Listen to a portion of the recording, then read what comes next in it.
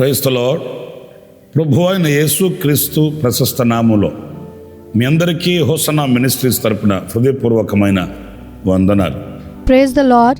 प्रभु यीशु मसीह के प्रशस्त नाम में आप सबको होसन्ना सेवकाई के तरफ से हार्दिक शुभकामनाएं हैं. ప్రతి వారం వింటున్న ఈ సందేశాలు మీకు ఆశీర్వాదకరంగా ఉంటున్నాయని భావిస్తూ ప్రభుని స్తుతిస్తున్నాను. हर हफ्ते सुनने वाले ये संदेश आपके लिए आशीष है करके सोचते हुए मैं प्रभु की स्तुति करता हूँ.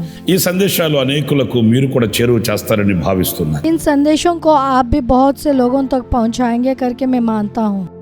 నిశ్చయంగా నా దేవుడు మిమ్మల్ని మీ కుటుంబాలని ఆశీర్వదించి దీవించుగాక. निश्चय मेरा परमेश्वर आपको और आपके परिवार को आशीष दे. పరిశుద్ధ గ్రంథంలో నుంచి ఒక వాక్యాన్ని నేను మీకు చదివి వినిపిస్తాను. पवित्र शास्त्र में एक वचन मैं आपको पढ़ के सुनाऊंगा. విలాప వాక్యాల గ్రంథంలో 3వ అధ్యాయం 27వ వాక్యాన్ని నేను చదువుతున్నాను. विलाप गीत 3 अध्याय 27वां वचन मैं पढ़ूंगा. యవన కాలమున కాడి మోయుట నరునికి మేలు. पुरुष के लिए जवानी में जुआ उठाना भला है. మేలైన వాటిని ఆశిస్తుంటాము, మేలైన వాటిని కోరుకుంటుంటాము, ఆ దిశగా పయనిస్తుంటాము. भले विषय की आशा करते हैं, भले विषय की कामना करते हैं और उस दिशा की ओर चल पड़ते हैं. ఏది మేలైనది తెలియక అనవసరమైన వాటిని మనం చాలా ఆసక్తి కలిగి చేస్తుంటాము. చేయవలసిన మేలైన వాటిని విడిచిపెడుతుంటాం. क्या भला है पता न चलने पर अनावश्यक चीजों को हम बहुत जिज्ञासा के साथ करते हैं और जो आवश्यक है उसे हम छोड़ देते हैं. దేవుని వాక్యం ఏమని సెలవిస్తుంది? परमेश्वर का वचन क्या कहता है? ఆయన కాడిని మోయుట మేలు అనే మాట ఈ పూట మనం ధ్యానించినప్పుడు उनकी जुआ उठाना भला है, ये बात आज के दिन अगर मनन करेंगे तो కాడి అనేది బాధ్యతతో కూడింది, బరువును సహించగలిగింది, అది చక్కటి ఆధ్యాత్మికమైన అనుబంధంతో కూడింది. जुआ जो है जिम्मेदारपूर्ण है, वो बोझ को सहने वाला है और वो एक अच्छी आत्मीय संबंधित है. మరి ఈ శ్రేష్టమైనటువంటి కాడి అనే అనుభూతిని ఎందుకు విస్మరిస్తున్నాము? तो ये उत्तम जुआ की अनुभव को हम क्यों भूल रहे हैं? ఒక బండికి కట్టే ఒక ఎద్దు ఉందనుకోండి, एक बैल जो गाड़ी से जोता गया है, దాని మెడ మీద కాడి పెడతారు, బండి యొక్క కాడి పెడతారు. उसके गर्दन के ऊपर गाड़ी का जुआ रखते हैं. ఆ కాడి పెట్టబడిన ఆ ఎద్దు విసుకునందదు, విరక్తి చెందదు, సణుగు కొనదు. ఎంత భారమైన వహించి సాగి వెళ్ళడానికి సాహసిస్తుంది. वो जुआ उठाने वाला वो बैल कभी उकताता नहीं है, ना कभी अरुचि दिखाता है और ना ही कुड़कुड़ाता है. कितना बोझ होने पर भी बर्दाश्त करके आगे बढ़ने में हिम्मत करता है. అది ఒక బాధ్యతతో కూడిన పని అండి. वो एक जिम्मेदार पूर्ण काम है. బాధ్యత కలిగిన వ్యక్తి సణుగుకోడు, సంశయించడు, వెనుతిరగడు. जिम्मेदार व्यक्ति न कुड़कुड़ाएगा, न शक करेगा और न उसका पीठ दिखाएगा. ఈ బాధ్యత ఒక గొప్ప ఆనందాన్ని కూడా కలుగు చేస్తుంది.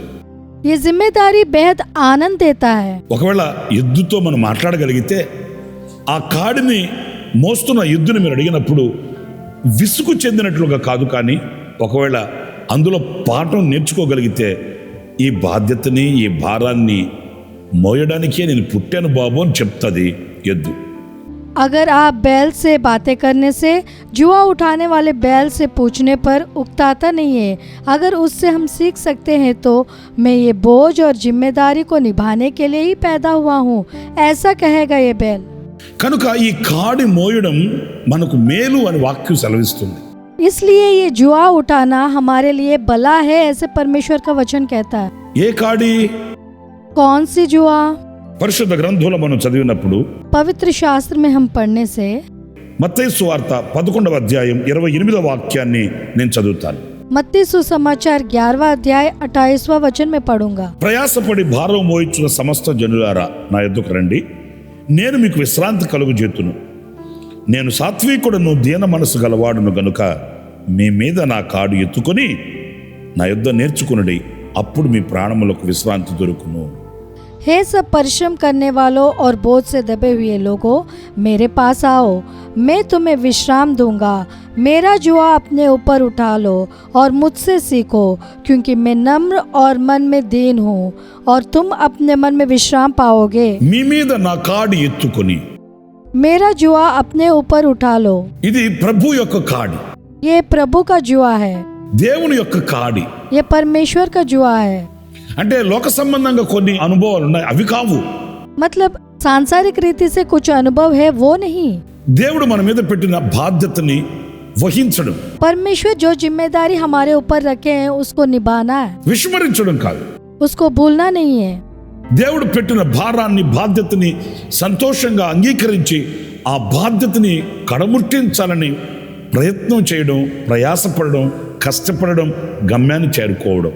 परमेश्वर ने जो बोझ और जिम्मेदारी रखा है उसे खुशी से स्वीकार करते हुए उसे पूरा करने की कोशिश करना, परिश्रम और मेहनत करके मंजिल तक पहुंचना है। ఈ రోజున అనేకులు దేవుడు ఇచ్చిన భారాన్ని విస్మరించి వాళ్ళకై వాళ్ళు కొన్ని భారాలు పెట్టుకుంటున్నారండి. आज बहुत से लोग परमेश्वर ने जो बोझ रखा है उसको भूलकर वो अपने आप कुछ बोझ रख रहे हैं। మార్తా మరియ లాజరు ఇంటికి యేసయ్య వెళ్ళాడు.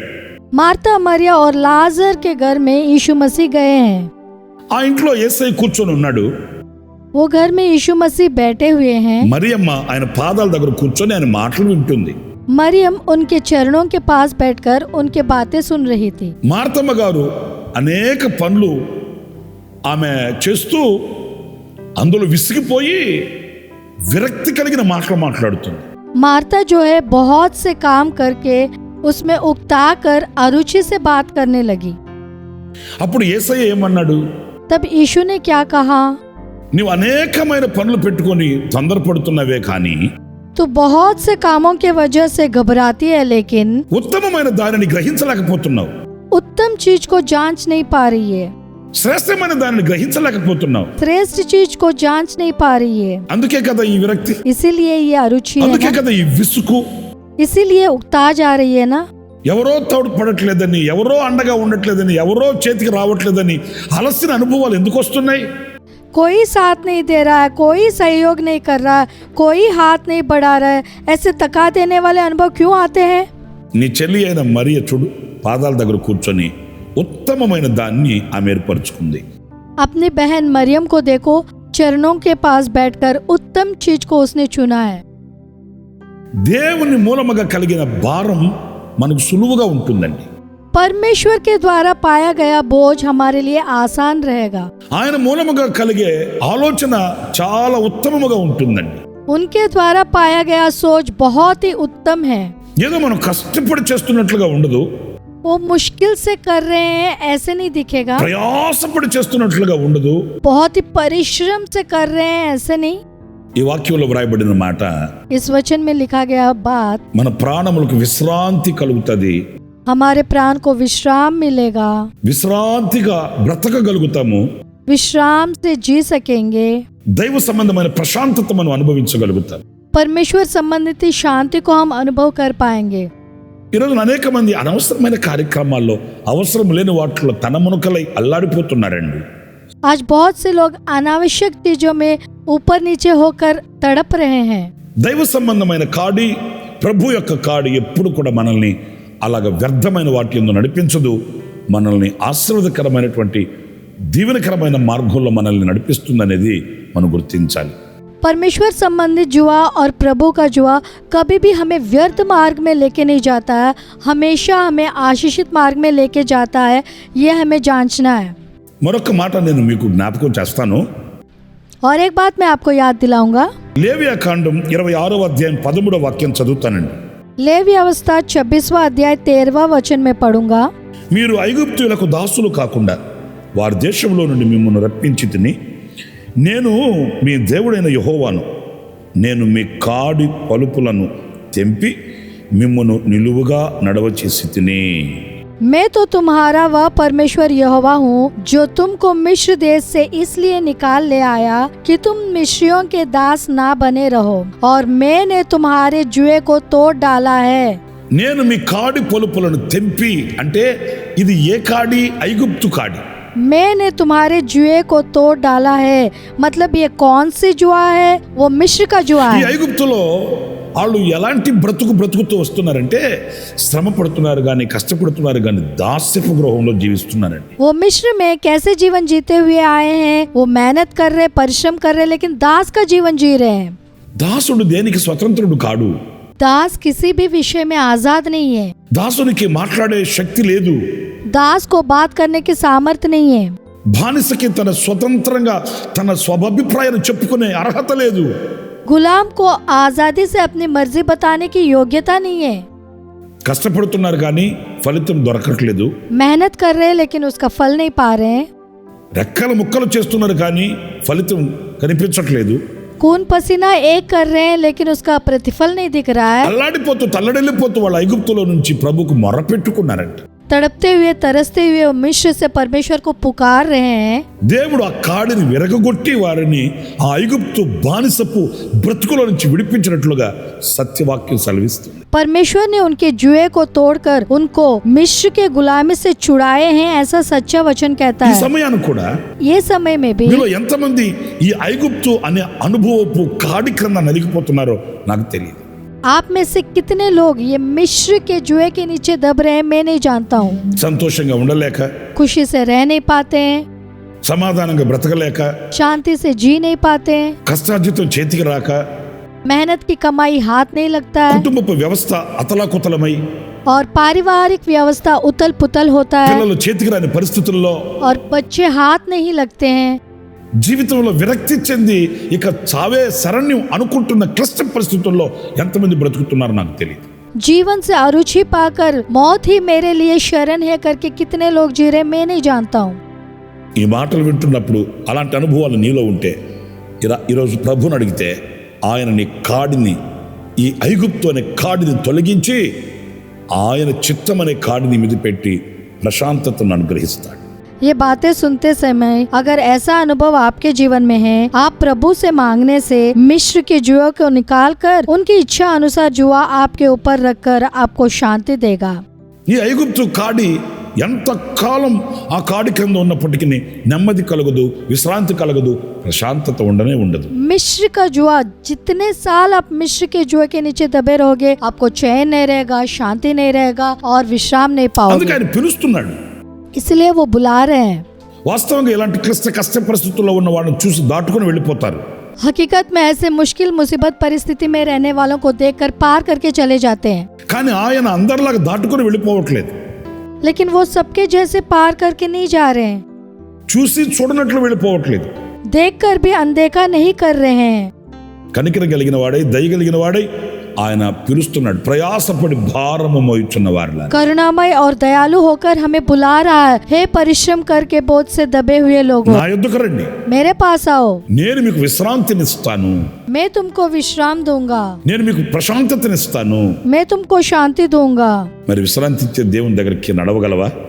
विश्राम देने वाले परमेश्वर के पास क्या चले आ सकते हो? ప్రశాంతతనిచ్చే దేవుని దగ్గరికి మనసును మరలించగలవా? शांति देने वाले परमेश्वर की ओर क्या अपने मन को मोड़ सकते हो? లేక ఇంకా కుల కట్లతో, మత కట్లతో ఈ కులం అనే కాడి కింద నలిగిపోతూ జీవితాన్ని అవస్థ పాలు చేసుకుంటావు. नहीं तो बिरादरी के बंधन और धर्म के बंधन से ये बिरादरी के जुए के नीचे दबकर जीवन को मुश्किल बना रहे हो। ఆయన చెంతకు వచ్చిన వారిని ఎన్నటికీ విడిచిపెట్టేవాడు కాదు. उनके पास जो आते हैं उनको कभी छोड़ने वाले नहीं है। ఆయన చెంతకు వచ్చిన వారిని ఎన్నటికీ త్రోసివేసేవాడు కాదు. उनके समीप आने वालों को वो कभी टुकराने वाले नहीं है। దినమెల్ల చేతులు చాచి పిలుస్తున్న దేవుడు. वो दिन भर अपना हाथ फैलाकर बुलाने वाला परमेश्वर है। ఆశిస్తే తల వంచండి, మీ కొరకు నేను ప్రార్థన చేస్తాను. आशा करने से सिर झुकाइए, मैं आपके लिए प्रार्थना करूंगा। సర్వకృపానిధి యగు ప్రభువా మీకు వందనాలు చెల్లిస్తున్నాను. सारे अनुग्रह के दाता, मैं आपको धन्यवाद देता हूँ। ఇదిగో ఏ కాడి క్రింద ప్రజలు నలిగిపోతున్నారు మీరు చూస్తున్న దేవుడు నాయనా. कौन से जुए के नीचे लोग दब रहे हैं, आप देख रहे हैं पिता। ఈ ఐగుప్తు కాడి క్రింద నలిగిపోతున్న ప్రజలు ఇదిగో మీ వైపు చేతులెత్తి ప్రార్థిస్తుంటే వారిని మీరు ఆలకించమని, అంగీకరించమని వేడుకొనుచున్నాను.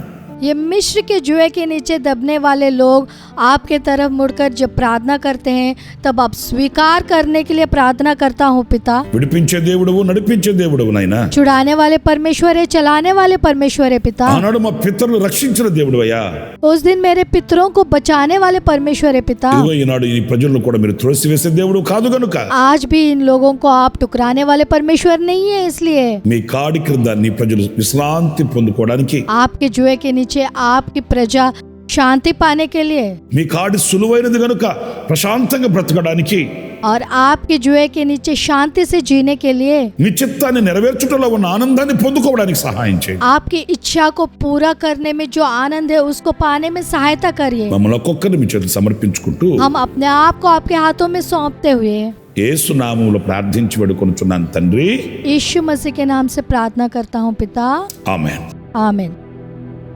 ప్రభు మిమ్మల్ని ఆశీర్వదించి దీవించునుగాక సర్వశక్తి కలిగిన దేవుడు సదాకాలం మీకు తోడే ఉండుగాక ఆమేన్ प्रभु आप सबको आशीष दे और सर्वशक्तिमान परमेश्वर सदा आपके साथ रहे, आमीन।